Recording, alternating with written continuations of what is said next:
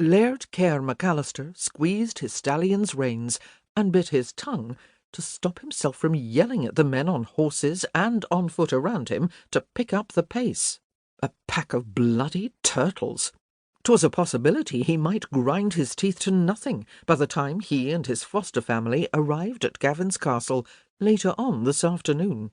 War was a long and bloody business, and he'd been chafing to return to Isobel ever since the battles at Clan MacIntyre and Clan MacColl had ended.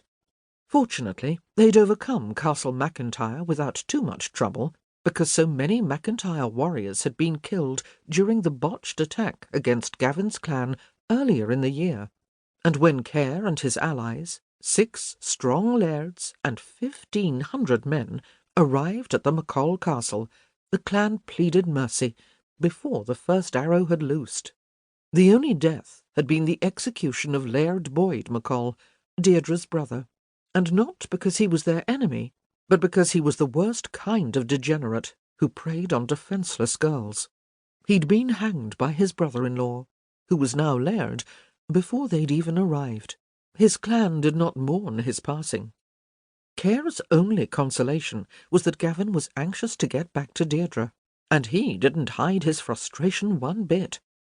Nay, his foster-brother had groused about their slow progress almost the entire time, which, of course, had made his other foster-brothers, Darragh, Lachlan and Callum, all lairds of their own clans, go even slower.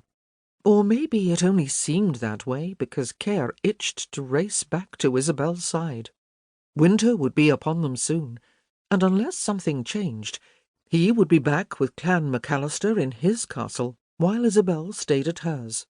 It would be 5 months before he would see her again.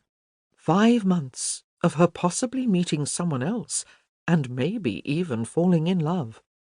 It was a risk he took every time he left her alone, but he knew Isobel wasn't ready for him yet.